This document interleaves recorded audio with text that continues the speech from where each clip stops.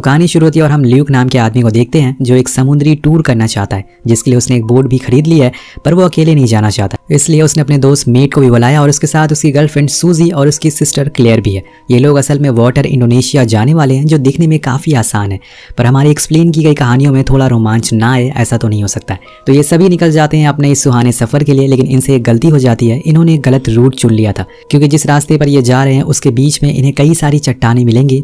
तो इन्हें देखेंगे तो नहीं, पर इन्हें नुकसान बहुत पहुंचाएंगे, क्योंकि वो समुद्र के नीचे होती हैं। पर इस बात से अनजान सभी रास्ते में निकल चुके हैं और सभी बहुत ही खुश हैं, क्योंकि इतने दिनों बाद इन्हें कोई ऐसे ट्रिप साथ में प्लान करी है। इन्होंने अपनी बोट के पीछे एक लाइफ बोट भी अटैच कर ली है, जो मे भी इनके काम आ जाए। आपको क्या लगता है? वेल, कुछ देर ट्रैवल करने के बाद इन्हें अपने सामने अल्मास्कर नाम का आइलैंड दिखाई देता है, जिसकी खूबसूरती का हर कोई दीवाना है, लेकिन सभी ने उसे बस फोटोज में देखा है, क्योंकि उसके पास जाना किसी की बस की बात नहीं है। तो ये सभी अपनी बोट दूर खड़ी कर देते हैं और लाइव बोट से उस आइलैंड की तरफ निकल जाते हैं। दिन एक एक करके सभी लोग डाइविंग का मजा लेते हैं, समुद्र के अंदर की खूबसूरती को एंजॉय करते हैं।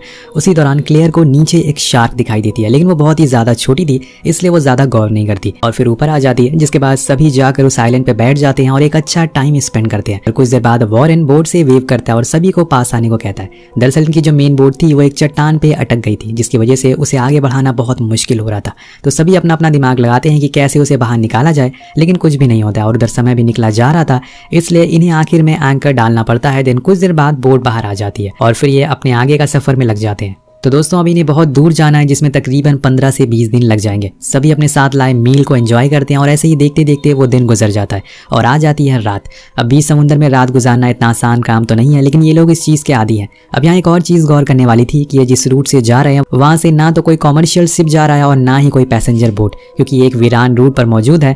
वेल, बोट पर एक रात गुजारने के बाद सुबह हो जाती है और सबसे पहले ल्यूक और क्लियर उठते हैं और डेक पर जाकर बातें करने लगते हैं। कुछ समय के बाद वो खाना लेने नीचे जाते हैं, पर तभी एक अनहोनी हो जाती है। इनकी बोट पलट चुकी थी, लेकिन कैसे? सभी लोग अब पानी के नीचे थे, लेकिन कुछ समय पहले तो एकदम सब कुछ शांत माहौल था, सभी व्यू को एंजॉय कर रहे थे, लेकिन अब माहौल उतना ही ज्यादा पैनिक हो चुका है। इन्हें यहाँ सबसे ज्यादा डर है शार्क का, जो हलचल सुनकर किसी भी समय आ सकती है, इसलिए फौरन ऊपर आना होगा। अब यहाँ सबसे पहले क्लियर और सूजी ऊपर आती है, लेकिन अभी भी बाकी लोग नीचे थे, जो वो दोनों आवाजें लगाने लगती हैं और तभी ल्यूक और वॉरेन भी ऊपर आ जाते हैं, पर मेट अभी भी नीचे था। क्लियर को उसकी बहुत फिक्र होने लगती है, वो खुद नीचे जाने को बोलती है, पर ल्यूक उसे मना करता है और खुद नीचे जाता है। बहुत देर ढूंढने के बाद उसे मेट एक दीवार के पीछे फंसा हुआ मिलता है, वो फौरन उसे ऊपर लेके आता है, जिसके बाद सभी एक दूसरे को देखकर बहुत खुश होते हैं। किसी को भी चोट नहीं आई थी, लेकिन अब यहाँ इनकी दिक्कतें बढ़ती जाएंगी, क्योंकि इनके पास जो कुछ भी खाने पीने का सामान था सब कुछ खराब हो चुका है। अब बचा है तो बस एक उल्टी हुई बोट, जिसका किस तरह से इस्तेमाल करना है ये भी इन्हें पता नहीं है। तो एक आम आदमी की तरह ये पहले उस बोट को सीधा करने की कोशिश करते हैं, लेकिन वो जाकर एक चट्टान में घुसी थी, इसलिए काम इतना आसान नहीं था। तो एक एक करके उस पर चढ़ने का सोचते हैं, जहाँ से आसपास देखकर उन्हें ना तो कोई शिप दिखाई देती है और ना ही कोई बोट। जैसे कि मैंने आपको पहले ही बता दिया था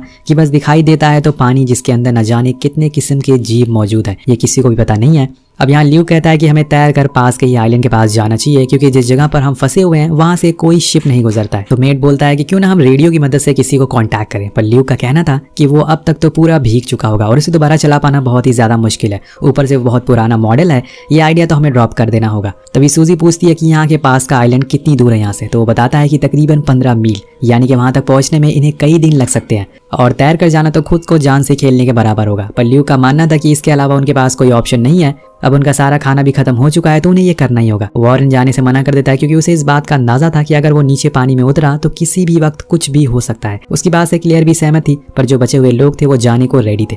लेकिन ल्यूक और मेट नीचे जाने से पहले स्विम सूट लाते हैं और साथ में एक इमरजेंसी लाइट भी। सभी अपना अपना सूट पहनते हैं, लेकिन किसी के चेहरे पर यह नहीं दिख रहा था कि वो ये कर पाएंगे। सबके मन में डर मौजूद था, इसलिए एक एक करके तीनों नीचे उतर जाते हैं और बोट पर रह जाते हैं क्लियर और वॉरेन। लेकिन जब वो कुछ दूर चले जाते हैं तो क्लियर के मन में भी सवाल आता है, उसे भी उनके साथ जाना चाहिए था, क्योंकि वहां उनका भाई अकेले है, क्योंकि वहां पर उसका भाई अकेले है, इसलिए वो अपनी मर्जी के खिलाफ जाती है। पर जाते जाते वो वॉरेन को एक आखिरी बार पूछती है कि क्या वो उसके साथ चलेगा, लेकिन वो मना कर देता है। तो वो गुड बाय बोलकर अपने लोगों के पास आ जाती है। 3 घंटे बीत जाते हैं और ये लोग काफी दूर आ चुके थे, लेकिन अभी भी वो आइलैंड काफी दूर है।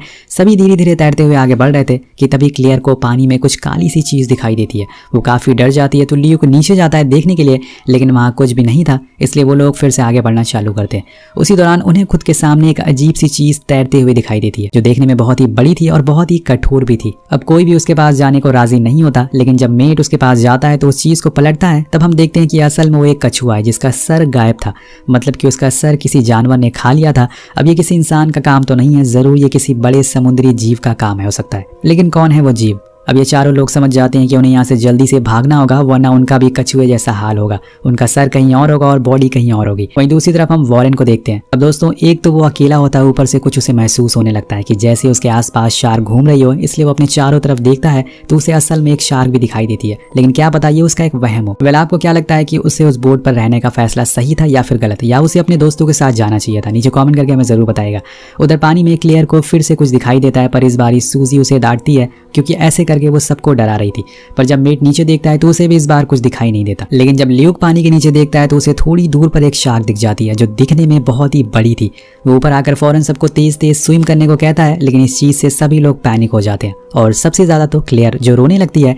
लेकिन मेट उसे चुप कराता और फौरन वहां से दूर ले जाता है। लेकिन वो अब शार्क उनके आसपास ही घूम रही थी और करीब आती जा रही थी। और एक समय तो ऐसा आ जाता है जब वो सूजी के हाथों से टकरा कर दूर चली जाती है, जिससे कि उसके हाथों से सर्फिंग बोर्ड छूट जाती है, जिसे लेने के लिए मेट जाता है। पर उसे जाने से पहले ल्यूक नीचे देखता और उसे शार्क कहीं दिखाई नहीं देती। तो वो सभी से कहता है कि अब वो जा चुकी है। तो मेट भी नीचे चला जाता है सर्फिंग बोर्ड लाने के लिए। लेकिन तभी दोस्तों अचानक से शार्क उसके पैर पर हमला कर देती है और वो चीखने लगता है। सभी उसके पास आते हैं और उसके पैर को देखते हैं तो वो गायब था। उन लोगों के पास सिर्फ खून ही खून था और खुद के भाई की ऐसी हालत देखकर क्लियर के तो आंसू नहीं रुक रहे थे। तो उसका भाई कहता है कि तुम लोग अब यहाँ से चले जाओ, मैं अब और तैर नहीं सकता हूँ। अगर तुम यहाँ पर रहे तो मारे जाओगे। उन लोगों के लिए फैसला कठिन था, लेकिन उन्हें यह करना ही पड़ेगा। वो सब उसे वहीं छोड़कर आगे बढ़ जाते हैं, लेकिन क्लियर का दिल अभी भी मान नहीं रहा था खुद के भाई को ऐसे मरने के लिए छोड़ना। पर सूजी उसे समझाती है और उसे ले जाती है।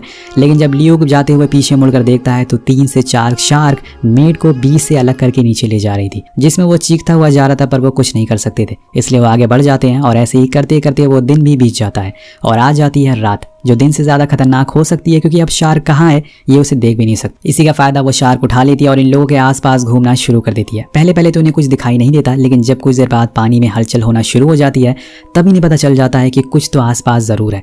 तभी एक दूसरे को पकड़ लेते हैं और बस गॉड से प्रे करना शुरू करते हैं। और ऐसे ही करते करते सुबह हो जाती है और वो शार्क इनके आसपास तो थी, लेकिन इन्हें कुछ करती नहीं है। शायद उनकी प्रे का असर था ये। अब जब सुबह क्लियर की आंख खोलती है तो बाकी दोस्त उससे थोड़ी दूर पर थे। वो पहले तो फौरन सभी को उठाती है, देन वो सबको साइलेंट को दिखाती है। मतलब दोस्तों ये अपनी मंजिल के काफी करीब पहुंच चुके हैं, लेकिन क्या वो आइलैंड तक पहुंच पाएंगे या नहीं ये हमें आगे पता चलेगा। अब ये तीनों तेजी से स्विम करके उस आइलैंड की तरफ बढ़ने लगते हैं और जैसे जैसे वो करीब जाते जा रहे थे उन्हें पता चलता है कि वो कोई आइलैंड नहीं बल्कि एक बड़ा सा पत्थर है, जिसके ऊपर चढ़ने के लिए उन्हें थोड़ी मेहनत करनी पड़ेगी, पर पहले तो वहां तक पहुंच तो जाए। अभी सूजी को कुछ महसूस होता है जैसे कि कोई चीज उसकी तरफ आ रही है, जिसे कुछ देर बाद उसे कुछ टच भी होता है और जिसके अगले ही पल वो गायब हो जाती है। सभी हैरान थे कि आखिर वो कहाँ गई। ल्यूक उसे ढूंढना शुरू करता है और अचानक से उसे थोड़ी दूर पर उसकी गर्दन दिखाई देती है, लेकिन उसके आसपास बहुत सारा खून पड़ा हुआ था, मतलब उसका भी पत्ता साफ हो चुका है। इसी दौरान जब ल्यूक नीचे देखता है तो बहुत सारी छोटी मछलियां उसके शरीर के हिस्सों को खा रही थी और ऐसा मंजर उसने अपनी जिंदगी में कभी नहीं देखा था। ना ही वो इस बारे में क्लियर को बता पाता है, इसलिए वो अपने दोस्तों से बोल देता है कि वो हमारे बीच नहीं रही। अब 4 दोस्तों में से सिर्फ बचे हैं 2 दोस्त, लेकिन कहीं ना कहीं क्लियर को इस बात का अंदाजा हो गया था कि शायद उनका भी वही हाल हो जाए जो औरों का हुआ है। इसलिए वो ल्यूक को अपने दिल की बात कह देती है कि वो उससे प्यार करती है, लेकिन उसने ये बात कभी शेयर नहीं करी। ल्यूक भी उसके प्रपोजल को एक्सेप्ट कर लेता है और दोनों हक करते हैं, जिसके बाद वो अपनी छूटी हुई सर्फिंग बोर्ड का ले आता है। और अब इसके बाद उनका बस एक ही लक्ष्य है कि किसी भी तरह से उस चट्टान तक पहुंचना। लेकिन इतनी आसानी से अगर वो वहां तक पहुंच गए तो कहानी ऐसे ही खत्म हो जाएगी। इसलिए जब वो दोनों थोड़ी दूर स्विम कर लेते हैं तब उन्हें पता चल जाता है कि उन्हें कोई देख रहा है और ये वही वाली शार्क होती है जिसने सबसे पहले सूजी को टक्कर मारी थी जब वो पहली बार पानी में उतरे थे। अब इनके पास एक ही ऑप्शन बचा है, पूरी ताकत लगाकर तैरना, और वो वही करते हैं। दोनों ने एक दूसरे को पकड़ रखा था और साथ में ही आगे बढ़ते रहते हैं। ल्यूक बीच बीच में देखता रहता है कि कहीं वो करीब तो नहीं आ रही है। वो बस पहुंचने ही वाले थे, लेकिन जब इस बारी ल्यूक नीचे देखता है तो वो शार्क उसके पीछे ही थी। वो दोनों फौरन उस चट्टान पे चढ़ने लगते हैं, लेकिन जैसे ही मैंने आपको बताया था कि ये चट्टान एकदम खड़ी हुई है और इसके पत्थर भी फिसलने वाले हैं, इसलिए इस पर चढ़ पाना बहुत ही मुश्किल है। ल्यूक क्लियर को जैसे तैसे कर उस पर चढ़ा देता है, लेकिन जब खुद की चढ़ने की बारी आती है तो वो